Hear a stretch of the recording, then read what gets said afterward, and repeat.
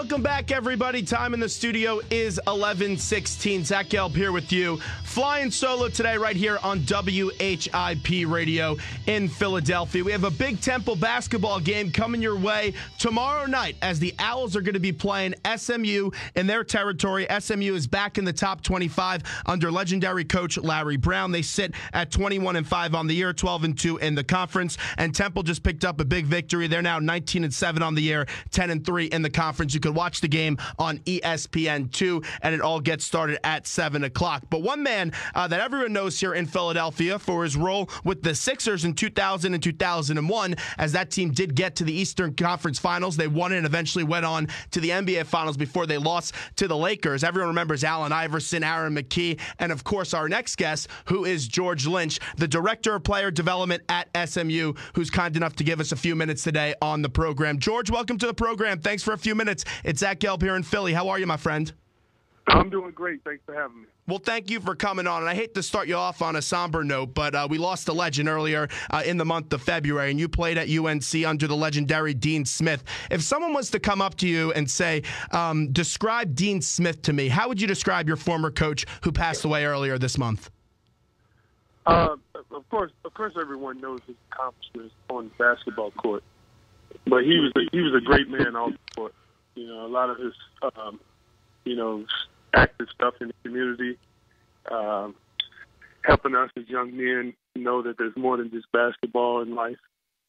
And, he was just a leader in the community and on the basketball court. We all know when you select to go to college, a coach, especially back when you played, when there wasn't one and dones, it is your father figure. It is a guy that's going to make you a man both on and off the court. What did Dean Smith teach you? I remember as a kid, watching Carolina games with my dad. I mean, he was just amazed at the way that Carolina played and the way that Coach Smith had the guys playing. And to meet Coach Smith personally, when he recruited me, he was the one coach that didn't promise me starting playing time. He didn't promise me a jersey number. He just told me, you come to Carolina, you work hard like the rest of the guys, I give you an opportunity to play. I respected that. And you obviously reached the pinnacle of what it was for a college athlete, getting to the finals in '93, taking down the Fab Five in the Chris Webber timeout game. All your memories, though, with Coach Dean Smith. Give me your favorite memory of him as a person. I just think that the way he carried himself, the way he handled himself with the media, the way he walked around, you could just see the legendary status around the arena, how everybody adored him, respected him. One of my most memorable games is probably the Florida State game in Chapel Hill. Florida State was up 21 with about 7 minutes left.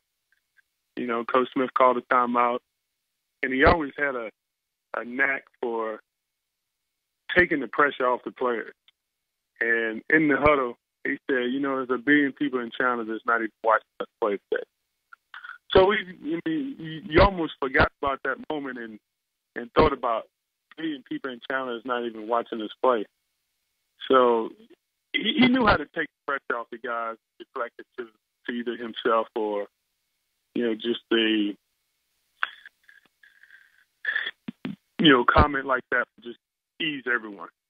Well, we do send our condolences to you and the entire UNC family and anyone that did get to interact with Dean Smith as we're talking to George Lynch, who's now the Director of Player Development for SMU. Zach Gelb here with you, WHIP Radio in Philadelphia. And you've always been surrounded by good coaches. Dean Smith in college, in the NBA. You got to play under the legendary Larry Brown here in Philadelphia. And now you get to work with your former coach as he's now the head man at SMU. I know it's a little bit of a different animal to attack when you are a coach compared to a player, but what has Coach Brown taught you about coaching, especially college kids? Well, he carries the same philosophies as Coach Smith. We both played for Coach Smith and think the way that we did things at Carolina is the right way to do it. We know that, there's many other ways to skin a cat. But he's been great. Coach Brown is, have treated the guys with the respect. He coaches the game the right way, I think. He's trying to teach the players exactly how Dean Smith taught him that, on the court is one thing, but off the court is another, and you got to be able to do both things. You just can't play basketball. And it's great. I wouldn't want to work for anyone else. When a parent comes up to you, let's say when they're recruiting, and I always love asking this question, and they say, hey, you're supposed to mentor my son for 4 years. You're supposed to make him a better player both on and off the court. How are you going to be able to do that at SMU? What's the message that George Lynch, who's Director of Player Development for SMU, tries to install on a freshman the minute when he commits to SMU and is going to play his college basketball there? The first thing we try to stress is, SMU is a great place to get your degree from. And after we stress the academic, not everyone in the country that's playing college basketball can say that they have an opportunity to play for a Hall of Famer in Larry Brown. Then we talk about his coaching tree, the relationships that he has. Every kid wants to play in the NBA. Coach Brown is he's a former NBA coach. He's going to teach you the nuances and, the pick and roll and how to guard great players. He's going to make you prepared. He's teaching the guys everything that they want to learn to become a good pro. And, of course, everyone wants to know how it was coaching Allen Iverson. So, we tell them all those stories, and then we also, keep it real with them that, Coach Brown is going to be demanding. He's going to push you every day and challenge you as a player. He's not only going to demand that you work on the things that you're good at, but he wants you to work on the things that you're not good at. And that's the most challenging part for the kids, when they know they got confidence in the three-point jump shot, and he's telling them, work on your mid-range game, work on getting to the basket. And those are the things that Coach Brown constantly preaches to these guys in practice. You can't go left, let's go left, in your drills. Work on your left-hand dribble. So he's a coach that is going to demand you to challenge yourself every day. And I think the guys respect that. That's what they want. And that's what we try to sell to the parents, once they come on campus. It's funny because you mentioned Allen Iverson, and whenever the Sixers are brought up, either now or 10 years ago, everyone's still talking about the answer and the impact that he had in this city and for the sport of basketball. And when Larry Brown was in here a few weeks ago getting ready to go up against Fran Dunphy and the Owls, I got a chance to interview him, and we were talking about Allen Iverson, and he said yourself, Eric Snow and Aaron McKee had the biggest impact on Allen Iverson, and you guys were so close as teammates. Tell me a little bit more about your relationship with Allen Iverson, because I think our listeners are intrigued about that. Yeah, a lot of people see, Allen gets misread a lot. He was a great teammate. You respected the way he prepared himself, the way he came in. He was ready to play. People talk about practice. When he was in practice, he was one of the hardest workers. All of us thought we felt that we worked hard, but, he was on another level. But he was a constant for me, a little guy who played bigger than his size. He competed. He didn't back down from anyone. And having a teammate like that, you had the utmost respect for. I love stepping on the floor with Allen Iverson because I knew with him on the floor, we had a great chance of winning the game. George Lynch is our guest, Director of Player Development at SMU, former Philadelphia 76er, played his college ball at UNC. Temple and the Owls. Temple and SMU get underway tomorrow night, 7 o'clock on ESPN2. One of the most fascinating parts of this game, and I'm so excited to see the matchup, is your big man up against Temple big man. That looks like it's going to be a fun one with Moreira. Kennedy dominated the Owls last time out, and Temple does have some guys that could grab some rebounds. Jalen Bond's one of the best rebounders in the conference, and it looks like Obi Anechionya will play. So how about this big man matchup coming your way on Thursday night? I think it's like you said, it's going to be a matchup of the big guys. Whoever can win the points in the paint war, whoever comes out with the most rebounds, which big guy gets in foul trouble. I think that's where the game is won and lost. And your big man defensively in transition as well, because Temple does like to push the basketball with Will Cummings, who was about 50% last time you guys played. You have to find a way to take away Will Cummings' drive game, because he's one of those fearless guys that will go right to the basket and try to draw that and one. How do you guys are going to try to take away the Will Cummings drive game on Thursday?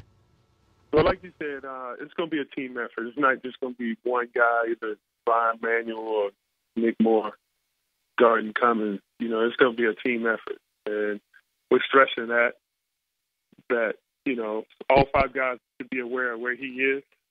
And, you know, we just got to play like the way that Coach Brown wants us to play, share the ball with each other, defend and rebound. George Lynch is our guest. Zach Gelb here with you, WHIP Radio in Philadelphia. A few more questions before we let the Director of Player Development for SMU run. Last year, I thought you guys were an exceptional basketball team, and I know you got to the NIT finals, but I thought you should have got into the NCAA tournament. I really did believe that you guys got screwed out of the tourney. How much did that not getting into the tourney really motivate your players going into this year of, hey, guys, we got to finish the job and get to the NCAA tournament? Yeah, I think sometimes in your college career or your basketball career, there's roadblocks, and you have to learn from it. I think us not going to the tournament last year was a case of us not taking care of our own business. And it gave the guys a sense of purpose going into the season. So I think we will be a lot more focused. We preach to them every day that we're in control of our own destiny. Don't let it come down to Selection Sunday. And the guys are bought in.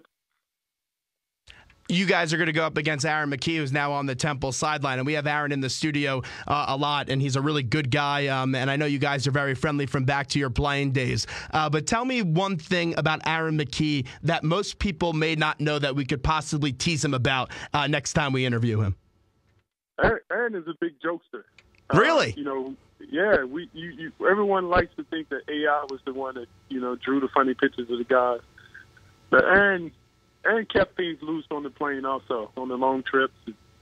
You know, he always had a story or, you know, had a joke or two to come back on AI when AI was on his, you know, escapade of being a comedian. Before we let you run, tanking is the big concept now in Philadelphia with Sam Hinkie. And we talked to Aaron before in the past about tanking. Do you think the Sixers are going to eventually get back to one of those finals like you guys and your team got them to? Will tanking work here in Philadelphia in the long run? I don't think tanking will work. I think the fans are, you know, are passionate about their teams.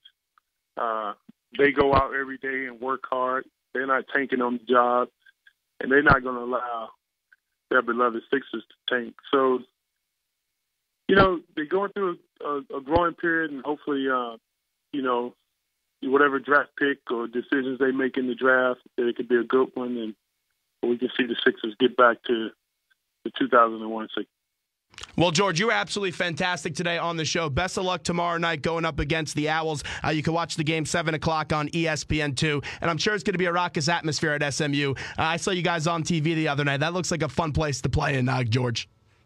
Yeah, our fans are doing a great job of showing up and supporting the team. Well, best of luck. Thanks so much. We appreciate a few minutes today. All right, thanks for having me. There's George Lynch, Director of Player Development at SMU. Zach Gelb here with you, WHIP Radio in Philadelphia. That's going to be an absolutely fantastic basketball game. Those are the two best teams, in my opinion, in the conference, Temple and SMU, and I think they're going to be making some noise in the month of March. But time in the studio right now is 11:31. We'll take a quick break, and when we get back, we'll continue the Temple basketball talk. Zach Gelb here with you, flying solo on a Wednesday.